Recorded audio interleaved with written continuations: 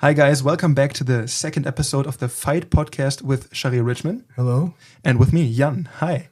Last episode, we talked a little about the idea of pressure in training and how it's important to achieve like a reality-based training environment. And we wanted to dive a little deeper into that topic in this episode today. So first of all, how is training with pressure something that you need in a system that is dealing with everyday threats, not in a cage? Why is it important to do it with pressure? Well, you need it in both. You need it in the cage, of course, as well, because in the cage or in the ring, there's a lot of pressure. So if we start with that, yeah, of course, you need to, basically sparring is also considered training under pressure. It answers both elements that you need for training under pressure. So it's important in the cage as well, but even more important in a street fight or any fight where you might have to save your own life or the life of the people around you. Okay? Why is it so important? Because we spoke about this, if you remember, the technical capability of a person drops by at least 50% under pressure. So if you're not used to that kind of pressure, of feeling, and all you do is practice theoretical techniques, you're in for a big surprise in a real fight when you can't even remember your own name. That is why it's so important to train under pressure, to get used to that feeling and still keep moving forward and still be able to cope with the pressure and still be effective in the fight. Mm-hmm. That's why it's so important. So it's basically the same idea as in MMA. It's important for MMA as well, mm-hmm. but it's even more important for a real fight scenario where your life depends on it. Mm-hmm. What's the worst thing that could happen if you lose an MMA fight or any other full contact kind of fight? Is go bad on your record or something like that. You get hurt, but it's not life-threatening usually. It's never fun to lose, obviously, but you could always, as people say, it's a learning experience. I use that a lot, and when my guys lose, at least you learn from this and move forward. It's never fun to lose, but you cannot afford to lose a street fight. Yeah. You also, I think, when we talked earlier, you told me about one of your students, and when back in the day when he was way younger, he had this like one of his first big matches in MMA, and the guy took his back. And that was the reason why he tapped out in the end. And you said in later fights, no one would ever get his back because that's such a bad memory. That's the best thing that happened to him, because since then he took it into so he's like, okay, no one's ever do that to me again. Mm-hmm. And now it's almost impossible to stay on his back. He's really comfortable there. He's looking out for it as well. He even like, here, take my back. Go ahead. Because he's done it over and over and over and over and over again since then. So yeah, it's a good example of learning from a loss. But let's say take a scenario when someone attacks you with a knife and he stabs you 50 times in your chest. I don't think you'll come back for another class of learning something from that loss. That's the last lesson you learned. Yeah. So I mean. The parents might learn something, but So in the street, it's even more important, that element. But it's important in any aspect of a full contact and any aspect of any job that you need to be being able to do it under pressure. Mm-hmm. Any kind of job that you have pressure when you do it, you have to train it in that way. Any topic that you have pressure, it all comes down to how good are you under that kind of pressure. You're good for nothing if you only can do it, in laboratory based area. If you're not able to cope when it gets bad, so your skill is really lacking. Mm. It's the same as with we talked about this with technique. It's the fighter in the cage has to know all of these things. But in the streets, they become more relevant even to the thing, because it's about survival. It's about making it, and not just about, but it's not about winning the thing. It's about surviving the thing. Exactly. So it's a different scenario. You have to have at least this amount, and so the idea, I think, is for for learning, for being introduced to these ideas, to being introduced to some techniques, because something you have to learn. It's good to have things like light sparring, or to be introduced to these techniques under low pressure situations. But then you have to adapt the level. You have to go up in intensity, because then it gets drawn into your muscle memory kind of. Like, how hard should you spar is another interesting topic. I mean, we could also spend like an hour talking about that. Yeah. I'm not a very big believer in hard sparring. We do it sometimes, because boys will be boys, but I think sparring should be not, it's not a fight, it's sparring. That's why it's called sparring, But yeah, there's sparring is one of the best ways for training under pressure. Also, there's different schools of thought on how some people use it to become more resilient, I guess, like hard sparring. Some others say, for instance, I heard that in Muay Thai, oftentimes people spar very lightly, but they have a lot of competitions. So each and every weekend, pretty much, there's hard sparring in your competition. It's not sparring anymore, but you're used to the pressure because you have so many competitions. Yeah. So I think, especially in some European like kickboxing or Muay Thai areas, it's more hard sparring to get more resilient to getting hit. But the issue is there's a way higher chance. The issue with hard sparring is injuries. Yeah, that's what. So like, okay, if you're a professional fighter and you get injured in your training camp, you're good for nothing, right? If you get knocked out every day, it's not very healthy. I also think that every knockout, basically, that you receive, brings the next knockout closer. It's easier, like the glass chin thing. Exactly. So you have to be careful when you spar. You definitely have to be careful not to go too hard. I think when you go 100%, is two options. If I'm going to go 100%, I'm talking about without gear, without a helmet on, without a protective vest. 100%, it's either in the street or in the ring. But not when you spar, because there's no way you go 100% and no one's coming out injured. Mm-hmm. If you're going to go 100%, people are going to get hurt. So it should be either in the street or in the ring, but not in a training environment. Let me ask you, when you work with the military, do you also consider this, because there's a lot of, I've seen this in ICCS appear a lot of times, the aggression drills. Yeah, there's aggression drills, but they're not sparring. Mm-hmm. Aggression drills are not sparring. Sparring is a good drill for aggression as well, but I don't call it an aggression drill. Sparring is a pressure drill, right? It's like fast chess. You have to think under pressure. You have to think about protecting yourself. Think about attacking. Great drill, but it's not an aggressive drill like that because of the danger for injuries. This is in my opinion, of course. Could you talk about how did you came up with the concept of the aggression drills that you use and why? We call it warrior development drills. Mm-hmm. And warrior development drills are drills designed to ensure that the person doesn't freeze in a real fight, and he's able to think under pressure and be effective under pressure. Mm-hmm. That's what they're there for. And also getting used to the fatigue of working in this environment. Part of it is getting your body used to the fact that you're feeling like crap now, but you're still moving forward. Mm-hmm. It's not about putting you in shape. That's not the idea, right? If I'm preparing someone for a cage fight, usually it's like 3 months in advance. We start really training for it, with training and sleep and food and all that. That's for the MMA. That's for the MMA, okay. And he starts training for it, and it's a big aspect of conditioning. It's the most important thing in an MMA fight is the conditioning. But when I'm training someone for the street, the biggest emphasis is not on his conditioning. Conditioning, of course, is always important, but it's on the mindset and the aggression, the controlled aggression, I should say. That's the biggest aspect. So the idea is being able... So the warrior development drills are they're very tiring drills. I mean, you've done some of them.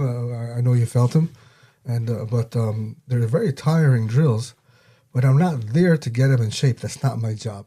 You asked about the military. When I'm instructing in the military, I'm not a fitness coach in the military. I'm a combat instructor. It's not my job to get him in shape. If he's not in shape, that's not my problem. Mm-hmm. You know, your job is to make the best of what you have there. Is to turn him into a warrior. Mm-hmm. That's my job. And part of it, a big part of it, is the warrior development drills. Mm-hmm. And they're very good drills, and they're designed specifically for that. And we keep making them better. This is years of experience, these drills, you know. So if you look at systems who are focusing on maybe just technical aspects of fighting, like, okay, I'll show you like 2 different techniques. Those work in like, I know one of the instructors called it the 2-dimensional space of like the training facility. Like there's no rough stuff on the ground. You can't slip. There's pads everywhere. There's people watching. Everything is kind of, that's theoretical. It's dialed down. It's theoretical. It's a waste of time if you do just that. Mm-hmm. Right? If you do just that, it's a big waste of time. Because the bottom line is, how are you under pressure? That's what the bottom line is, I think, in everything in life, not just fighting. Mm-hmm. Right? You want to get to know someone, put him in a bad spot. Put him under pressure. And then the real personality comes out of the person. The real thing comes out. The real him or her, you know? So, yeah. So the idea is, if you lack this, the idea is not to have every single training unit designed as something where you're under pressure the whole time. The idea is to have some of it to get people used to it. That's the idea. How we go by doing this. So let's say we have a topic let's say a knife attack, dealing with a knife attack. Okay. So the first thing we'll do is we'll go over the principles of a knife attack, because that is the most important thing. Right? Dealing with knife attack, the principles. Afterwards, I'm going to show them the technique. And they do it a few times. We do it slow, not slow motion, but we start slowly and we speed up a little bit, go a little faster, a little faster, a little faster. Once we believe that they got the technique down and they understand the principles that I keep repeating like every 3 seconds, it's time to put it on a test under pressure. That means now the person who's getting stabbed in training is gonna start training in the state of fatigue. His heart rate's crazy, and his partner is really, really going at it. Mm-hmm. Really going at it. And another beautiful thing about training under pressure is that it gives the coach, the instructor, a chance to see if he explained it correctly. Mm-hmm. Because what you're looking for in the student is not perfect technique, but you're looking to see that he understood the principles and he's applying them in the fight, because the technique is irrelevant. It's never going to be exactly how you asked him to do it anyway. But you want to look at and see, he understood the principles of this topic. Let's say he understood the principles of knife or of dealing with chokes or multiple opponents or anything else. Mm-hmm. I see how he understood the principles. But if you see that after he's with the pressure and he's getting attacked full force, he's being irrelevant at all, he didn't understand the principles. You did a bad job as an instructor. Do it again. Mm-hmm. So you don't put the blame on the person who failed the task. Yeah. No, you probably, if he failed the task, it's probably your fault as an instructor. Do it again. Again, listen, here's the principles. Let's try it again. Mm-hmm.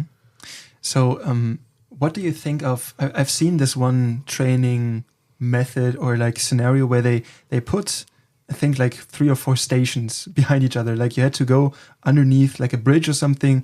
There were like 4 stations. At first, someone with a bat came out and attacked you. Then there were people with knives, and then there were like 3 people with vests and stuff. And people had to pass through. So the idea here is to have people used to these different sorts. But the issue with this is a person doesn't develop this idea of, I would never go. I didn't see that, so I can't give an opinion on it. Like, I don't know what you're talking about, but I mean, I can imagine it in my head. Like this very artificial thing. I think it's nonsense. If the way you're imagining it, I'm imagining it now, again, because people get the concept of training under pressure wrong. Mm-hmm. That's why it happens. Oh, how can we make this, into something so sexy, whatever? Go crawl under this, crawl on that. What difference does it make? How much I crawl or roll or jump through fire hoops, if the partner at the end with holding the stick or the knife attacks me like a Barbie doll, mm-hmm. and lets me do the technique, what difference does that make? Like I said, last podcast, you have to have 2 elements for training under pressure. without these two together, it's not real pressure training. It's choreographed. And don't make a mistake if you see a guy who's going really, really fast and he's sweating and everything. If his training partner is not resisting, it's still choreographed. It's just fast. Okay? Anything you do as fast as you could, you sweat. It doesn't matter what. You know? Because it's training, yeah. Exactly. So 2 elements, and this is important, so I'll repeat it again. Number 1, of course, before the drill starts, the heart rate already has to be up. Right? He has to be already in a state of like fatigue. Because that simulates pressure and fear. Okay? And number 2, a lot of people get to number 1. So a lot of people places where they train, they do stuff really fast to get you tired. But then the number 2 part is you got to have your partner resisting to whatever you're trying to do. He's trying to make you look bad. People don't get that part. People help each other. You know, okay, here's a knife attack. Here's the whatever, the tackle. And he lets you do whatever because he knows what you're trying to do because he trained with you. He's your training partner. Same class as you. He's trying to make you look good. That's a problem. Which is a nice thing in theory, but not for training. It's not a nice thing at all because you're being a bad training partner. Yeah. Right? I always tell, when I do the knife, for example, I say, listen, these guys are doing the drill. It means they're fighting against a knife attack. But I tell to the people who are stabbing, you're practicing your aggression too. Did you ever stab anyone? Of course, everyone says no. I say, okay, now it's your chance to practice that. You are there to make them look bad. You are training too. It's not he's training, then you're training, and during that time. No, everyone's always training. So when you're the bad guy, right, because you had a knife in your hand or whatever the scenario may be, you are training your aggression to stick a knife into someone, for example. And that's your job, not to make him look good. If you train with those 2 elements and that mindset, A, you're really training under pressure, and B, you're training the whole class all the time. All the time, because, you know, that fact that, you know, knife training or multiple opponents, all that, you know, that also builds aggression in both sides. It's very important, and that the second part is where people usually mess up with. If you're able to stop a knife attack, most of the times when someone attacks you, it just means that your partners are being too nice with you. It doesn't mean that you could really stop a knife in a real fight. It just means that you're playing a game in the gym. Because I know that if someone comes full force, you'll get stabbed, I'll get stabbed. It's how it is. Until you're able to fight, it's how it is. It's how it is. So if you have too much success, your partner is being too nice to you. Also, it's important to realize that some of the things that may perhaps be, you might agree on certain things, especially for, not even consciously, but like, let's say for knife attacks, you might agree, okay, I'll attack you from the front. But I know that if one of the pressure drills, there were 2 guys who used to stand behind me to wait their turn, and then they would try to stick the knife in my neck. And this is something where maybe other people would consider that like a bad sportsmanship or something like that. But it's important to realize this is an issue you might run into. So having seen this before is something that might in reality make a big difference. So it's not about, okay, you can defend everything. You need to get away from this mindset. There's an instructor. He's in ICCS. A great guy, great friend. The first time I met him, it was in a seminar. I came over to his country. I gave a seminar. It was a 2-day seminar. And he was already an instructor, and his friend was an ICCS instructor. He invited him over to the seminar. So he came. He was here for the first day, and we did striking, was boxing, and we did knife. And he didn't come back the second day. I thought maybe he didn't like it, whatever. But then after the seminar, speaking to him, he said he couldn't leave the hotel room. He was too upset of what he saw, because this guy was already, I think, doing Krav for like 15 years. And he told me, listen, before I met you, I was 100% positive that I could stop a knife attack, because that's what my instructors told me. And then when I met you, I got stabbed by a 15-year-old kid in training, easily. So I don't know the kind of training he was doing before, but obviously it wasn't real training, you know? So now, I mean, it's years ago, now he's already an ICCS instructor. I mean, he has his own club even. A great guy, but that's a good example. when you see it, I brought a group of Krav people over to Israel once to my gym for a course. All of them were instructors. And I said, all right, we're practicing some knife. And I took a rubber knife. I said, okay, who thinks you could stop a knife? They said, yeah, we could stop a knife. Of course, I killed them all. Easily. And then they said, oh, yeah, but you're so strong, or you know what you're doing, even though I just stabbed them like a maniac. I didn't do anything special. I said, okay, I know what I'm doing. Fine. I go over to my neighbor's. It was a swimming pool. There's a cleaner guy, a very nice guy. He cleans the pool, and he never had any martial arts experience in his life. I said to him, hey, you feel like stabbing some people? He's like, yeah. Sure thing. Yeah, why not? I said, hey, here's a rubber knife. Normal question to ask. So this guy never trained, and he said, oh, whatever, I'll just do it. He went in there, and of course, he made them all look like idiots. Why? Because there was no agreements. I said, hey, he said, what am I supposed to do? I said, stab him as hard as he could. He said, okay. He didn't know who they are. He wasn't looking at their stripes. Oh, these guys are instructors or whatever. He was just looking at them like a bunch of idiots who want to get stabbed. And that's exactly what happened, because there's no agreements. And because before that day, they never trained with resistance. Mm-hmm. They thought they did maybe, but they never did.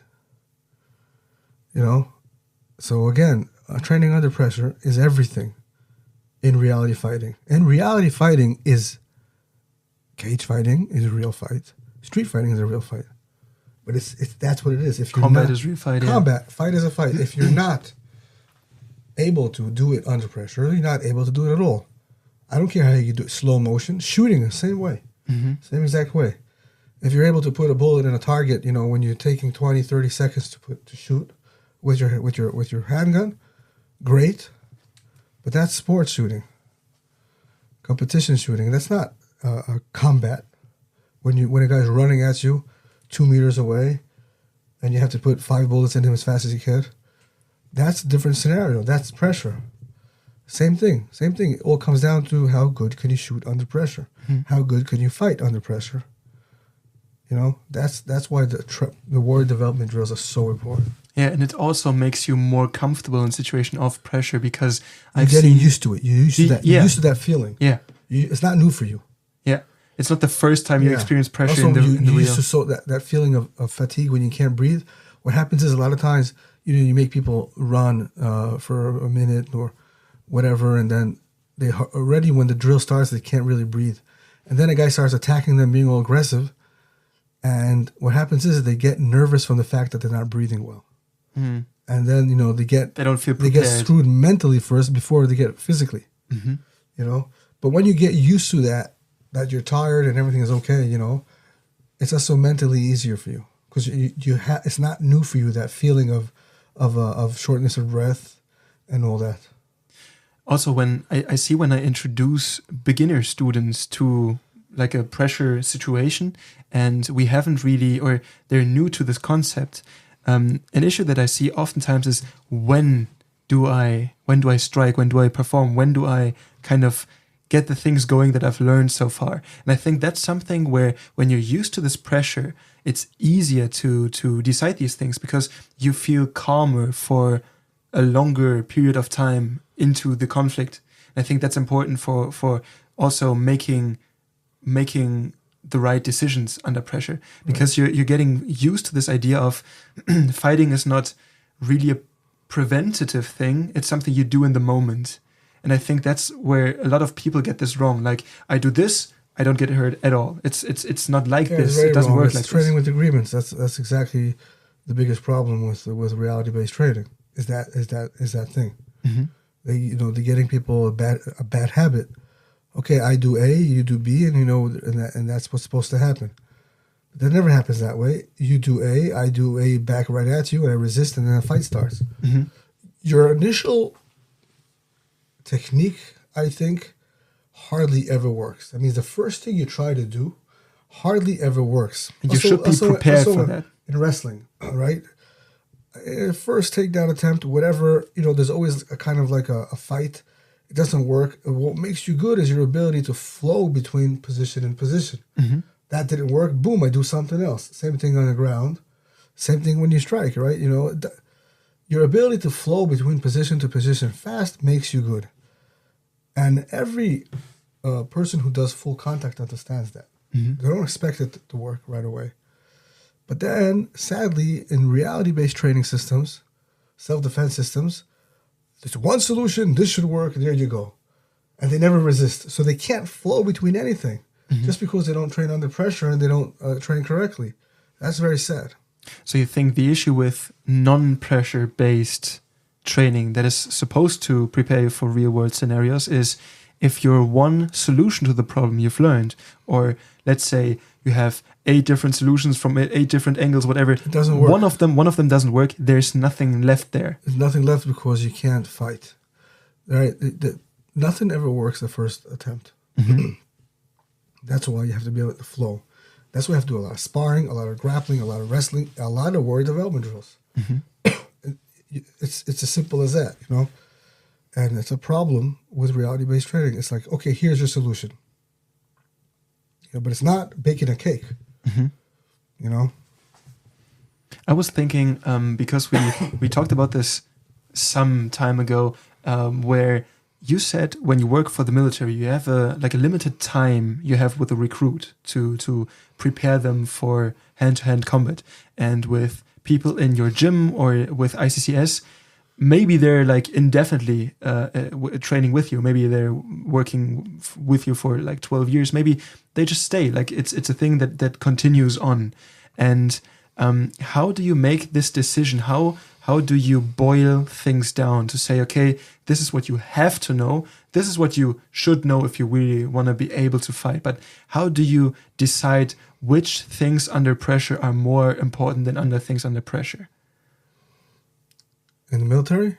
Yeah, how do you boil that program? Like how do you prepare these people in a way that it's effective enough without having the same amount of time? So I work on the mindset. Mm-hmm. And I know if the guy has a strong enough mindset and he follows the principles and he has strong fundamentals, we work on that a lot, it's very hard to beat a guy like that. A guy who is designed and educated that losing is not an option, he's going to win. He'll find a way to win. Mm-hmm. I work a lot on the mind, a lot, and through warrior development drills. So that's what you say with, I think you said that in the first episode as well, there's warriors and there's victims. I think you said something along those lines. Yeah, exactly. And the idea is if you already have someone who qualifies as someone you would call a warrior, then the amount of stuff you have to teach that person to be a relatively effective fighter is not that technically based. It's more like, okay, I have to prepare you to use this. It's principle based. Mm-hmm. And then you have your basics, of course, and then just go forward all the time, you know. It's a lot of warrior development drills, mm-hmm. a lot of mindset, and a little bit technique. But that takes them far in a real fight. Sure.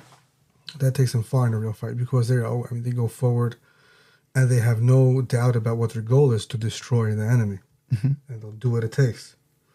So that's a big difference. I don't have 15 years with him, you know, to work his technique. Afterwards, yeah, you know, if you have time to work, you know, the more the better. But that basic course, that basic training, that's what it's all about. Like the introduction, maybe. Yeah. And so with ICCS, for instance, or in general, if you prepare people who are either in law enforcement and want to stay there and repeatedly take classes, or in civilian life, and people come and in search for... Yeah, also in civilian life, you know, everyone could walk into your gym. Mm-hmm. So, I mean, and people have the wrong idea of what self-defense classes are. Because you've seen it on YouTube or seen it in a movie, and let's say he wants to go try out a Krav Maga class. Mm-hmm. And he comes in or she comes into the class, and they're no fighters at all. They never fought in their life. They don't even know what they're getting into. And they're not even looking to fight. They want to have this magic thing. We have a problem with our confidence or whatever. Mm-hmm. And they come into your class, and the first time they come in, you put them through a warrior development drill, they're never coming back to your class again. They'll go like, these people are crazy and we're out of here. Mm-hmm. So you have to build it slowly. And you know, I've been doing it for many years. It's very possible you build it slowly until they get to that level of confidence and aggression, they don't even realize the change in them. But in the military, you don't have that time. So, but the difference is in the military, the people who come to the class, they're already weeded out from the other people. So I know they all have a very strong mindset. Otherwise, they would never be in the class in the first place. So I could just go right into it. That's a big difference. All of them went through tryouts. Every single one of them. Every single one of them went through a psychology test. Every single one of them went through a physical test. Every single one of them is watched 24/7 by people, or constantly reading his every single move. So I know that I could put him through something that maybe you could also put another person through, but with a longer training period. They can't jump right into it. That person's already there where you have to prepare the people. Okay, so the idea is with ICCS, for instance, people don't just jump into, okay, no, of course not. I'm going to bash our heads in. This is not what you just start with. No, we build it up very slowly. It's a whole system for that. We build it up slowly. Professional people do it. And that's how it's done. It took me, we have a women's group, for example, who don't want to train with men for different reasons. Some of them have been attacked. It takes them time. Twice a week. And it takes about 6 to 8 months for the first warrior development drill to do. We build it up slowly. There's no rush. And until then, it's mostly... We build it up slowly. Yeah. So we're building towards it. So by the time we get there, they're already doing it, and they don't even notice the change, but they're already doing it by themselves. Yeah. So it's very it's a subtle way to prepare, and then you have the reward of, and I think that's important. You have the reward of noticing that under these certain circumstances you're still able to perform. Exactly. I think that's very important because that gives you feedback, and I think that's a big issue with. I've seen some security cam or with phones. They filmed some people arguing and stuff, and I've. It's not common, but I've seen sometimes one of the people being like, you should stay there. I should warn you, whatever, like these things that they said in like 90s action movies, like, I'm registered to kill and whatever, like these empty threats. And I think the issue is with a lot of these people, they are told under these no pressure things, they're told that they're so dangerous. If once they go red and they just keep on bashing whatever, and they have this idea of, okay, I can just switch this on and off. I've never done it, but I can, and then I'm really dangerous. And because they're not used, you can't learn how to fight on a PowerPoint presentation. It has to be hands-on. You can't learn to swim from YouTube. Exactly, it has to be hands-on, and it has to, yeah, you train your technique, but if you're training with agreement, you're not training reality-based fighting, and again, reality being the cage or the street. There has to be resistance when you train, and 100% resistance too. Not 100% sparring, notice, but 100% resistance for anything you try to do, right? You teach an arm bar. Okay, you go slowly through the technique, of course, get your hip out, whatever, your leg goes there, your hip goes there, his hand goes there.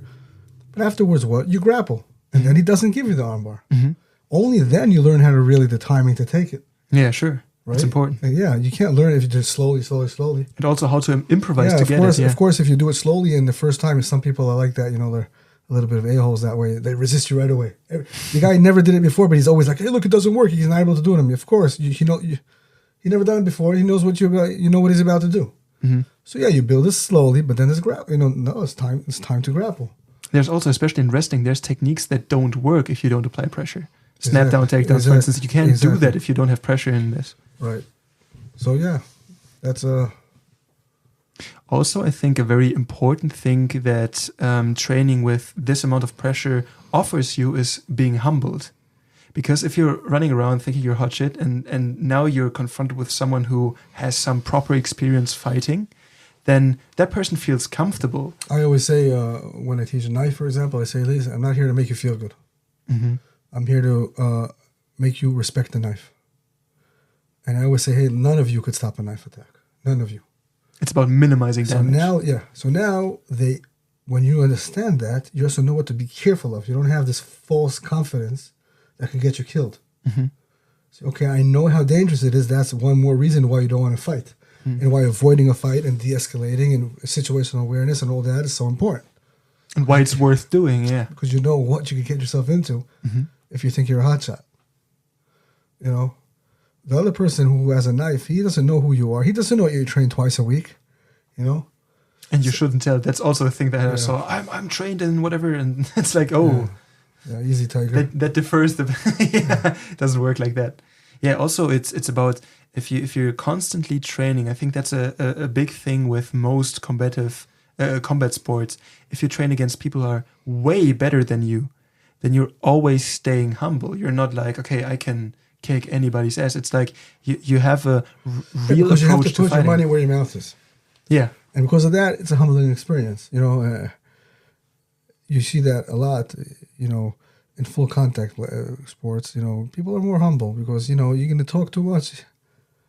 Let's go, yeah. Let's do it, you know. But only in the world of self-defense, you know, you have people who say, I'm this, I'm that, I'm the meanest, leanest person on the planet. And they never have to prove themselves because all they do is theoretical stuff. There's no one to check them. Yeah, I could stop a knife. Okay, no one's going to actually stab you, obviously. Oh, I'm doing some that. Okay, but imagine going into an MMA gym or a jiu-jitsu gym and saying, you know, I'm a world champion. There'll be a line out the door waiting to fight you just because they don't even want to beat you. They want to, you know, they want to challenge themselves. Because in their mind, they're all competitors. You know, so you can't get away with that, you know, in combat sports. Yeah.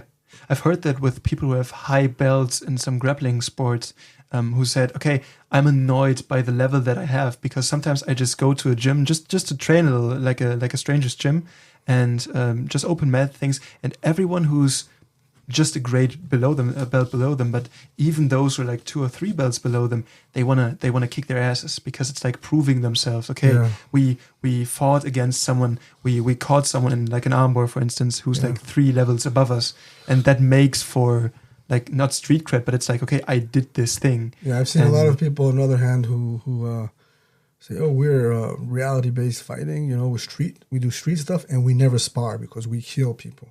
It's so dangerous. Yeah, we don't spar. We can't spar. We do dirty stuff. Come on, man. Who are you kidding?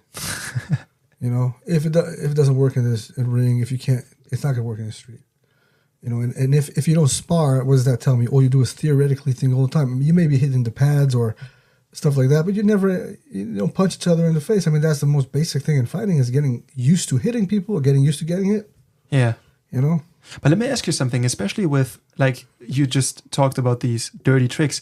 When we grappled, especially with a knife, for instance, we never did stuff like put eyes out or stuff. Because you have to stay healthy for the next training session, obviously. So the idea is to go like 70% or something. Yeah, but it's, of course, never train all of it. You can't. You go 100%. I said you go 100%. It's either a real fight or a ring fight. You know, like a street fight or a ring fight.